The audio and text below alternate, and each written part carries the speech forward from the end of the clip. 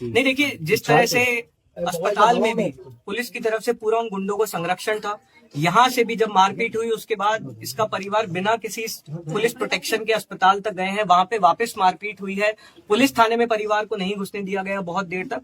तो ये बहुत क्लियरली बताता है कि इंदस पुलिस थाना भाजपा के गुंडों के साथ मिला हुआ था। पश्चिम बंगाल के बाकुंडा से सामने आई एक घटना ने स्कूल की बदहाली, राजनीतिक टकराव और हिंसा पर गंभीर सवाल खड़े कर दिए हैं।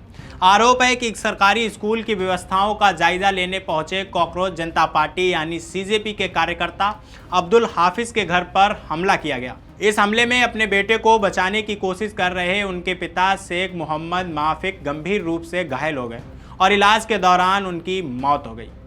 नमस्कार, मेरा नाम है फैसल और आप देख रहे हैं द हिंदी टॉप। मामला बाकुंडा जिले के इंदास थाना क्षेत्र के करीसुंडा गांव का है। घटना के बाद पुलिस ने कार्रवाई करते हुए स्थानीय भाजपा नेता और बूथ अध्यक्ष के तौर पर पहचाने जा रहे एक व्यक्ति समेत 8 लोगों को गिरफ्तार किया। पुलिस का कहना है कि मामले की जांच जारी है और अन्य आरोपियों की तलाश में छापेमारी की जा रही है। लेकिन इस पूरी घटना की शुरुआत जिस वजह से हुई है वह इसे और भी गंभीर बनाती है। 27 वर्षीय अब्दुल हाफिज सीजेपी के स्कूल ठीक करो अभियान के तहत 13 अगस्त को करीसुंडा पश्चिमबाड़ा प्राथमिक विद्यालय पहुंचे थे।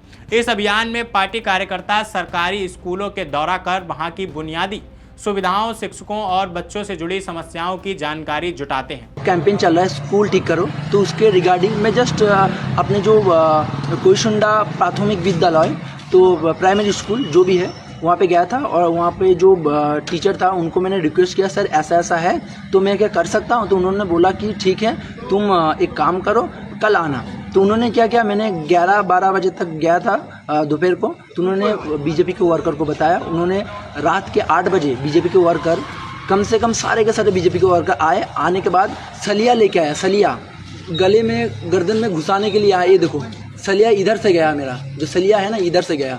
अगर यहाँ घुस जाता तो मैं स्पॉट डेथ हो जाता। बताया जा रहा है कि हाफिज ने स्कूल में बच्चों के लिए पीने के पानी, शौचालय और दूसरी बुनियादी सुविधाओं की स्थिति के बारे में जानकारी ली थी। उन्होंने स्कूल में अभियान शुरू करने को लेकर अनुमति भी मांगी थी। हाफिज ने सोशल मीडिया पर दावा किया था कि एक शिक्षक ने उन्हें अगले दिन फिर मिलने के लिए कहा था। इसके बाद मामला अचानक राजनीतिक रंग लेने लगा। सीजेपी का आरोप है कि स्कूल में हाफिज की गतिविधियों की जानकारी स्थानीय भाजपा कार्यकर्ता तक पहुंची और उसी रात उनके घर पर हमला किया गया। हाफिज के मुताबिक लाठी और लोहे की छड़ों से लैस लोगों का एक समूह उनके घर पहुंचा और उनके साथ मारपीट की कोशिश की। बताया गया है कि इसी दौरान हाफिज के पिता माफिक अपने बेटे को बचाने के लिए घर से बाहर आए। आरोप है कि हमलावरों ने उन्हें भी बुरी तरह पीटा। गंभीर हालत में उन्हें पहले इंद्रास ब्लॉक प्राथमिक स्वास्थ्य केंद्र ले जाया गया। हालात बिगड़ने के बाद उन्हें वर्धमान मेडिकल कॉलेज और अस्पताल रेफर कर दिया गया, जहां इलाज के दौरान उनकी मौत हो गई। घटना के बाद परिवार की ओर से पुलिस में शिकायत दर्ज कराई गई।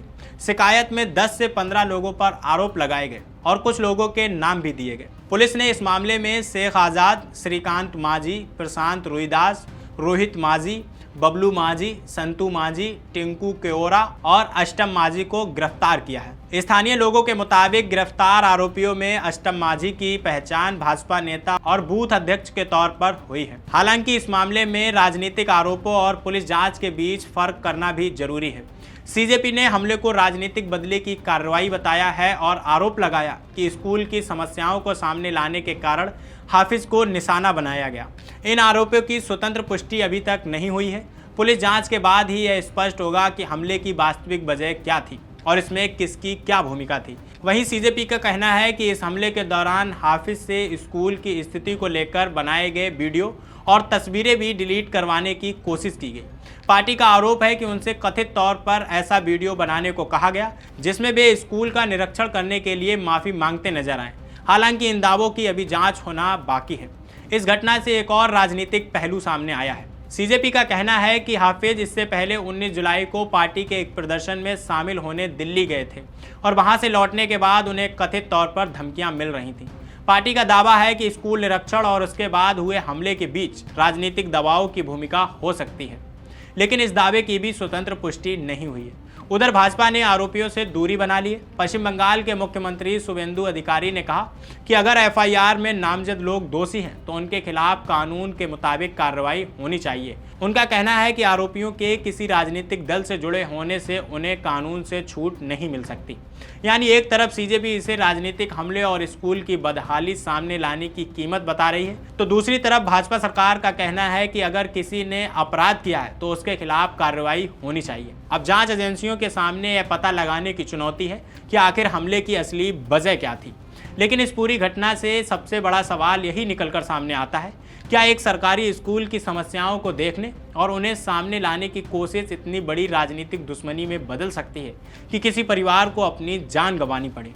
अगर किसी स्कूल में शौचालय, पानी या बुनियादी सुविधाओं की कमी है तो उस पर सवाल उठाना क्या गलत है?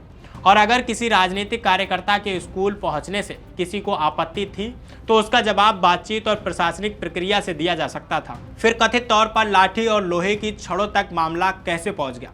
यहाँ सबसे बड़ा सवाल यह भी है कि आखिर इस तरह की हिंसा से कौन सा संदेश दिया जा रहा है? क्या पश्चिम बंगाल में किसी सरकारी स्कूल की बदहाली पर सवाल उठाना राजनीतिक टकराव की वजह बन सकता है? क्या शिक्षा और बच्चों की बुनियादी सुविधाओं जैसे मुद्दे भी अब राजनीतिक हिंसा के दायरे में आ गए हैं? और अगर ये आरोप सही साबित होते हैं कि स्कूल की स्थिति का निरीक्षण करने के बाद ही हाफिज को निशाना बनाया गया, तो यह सिर्फ एक परिवार पर हमला नहीं होगा, यह उस लोकतांत्रिक प्रक्रिया पर भी गंभीर सवाल खड़े करेगा जिसमें नागरिक और राजनीतिक कार्यकर्ता सार्वजनिक संस्थानों की स्थिति पर सवाल उठाते हैं। फिलहाल पुलिस ने 8 लोगों को गिरफ्तार किया है और बाकी आरोपियों की तलाश जारी है। गिरफ्तार आरोपियों को अदालत में पेश किया गया है और पुलिस ने उनकी हिरासत की मांग की है। अब जांच में यह सामने आना बाकी है कि हमले की पूरी साजिश क्या थी, इसमें कौन कौन शामिल था और क्या स्कूल निरीक्षण वास्तव में इस हमले की वजह बना था। एक स्कूल की समस्याओं से शुरू हुई यह कहानी एक पिता की मौत, 8 आरोपियों और 2 राजनीतिक पक्षों के आमने सामने आने तक जा पहुंची है। लेकिन इन सब के बीच सबसे जरूरी सवाल वही है कि बच्चों के स्कूल की हालत देखने निकले एक कार्यकर्ता के परिवार को आखिर हिंसा का शिकार क्यों होना पड़ा। इस सवाल का जवाब सिर्फ पुलिस जांच के लिए नहीं बल्कि बंगाल की राजनीतिक और वहां के लोकतांत्रिक माहौल के लिए भी बेहद अहम है। इस सब पर आप क्या सोचते हैं हमें कमेंट बॉक्स में ज़रूर बताइए। और अभी तक आपने हमारे चैनल द हिंदी टॉप को सब्सक्राइब नहीं किया तो सब्सक्राइब कीजिए और हमें social media platform Facebook, Instagram और एक्स पर फॉलो करना मत भूलिए।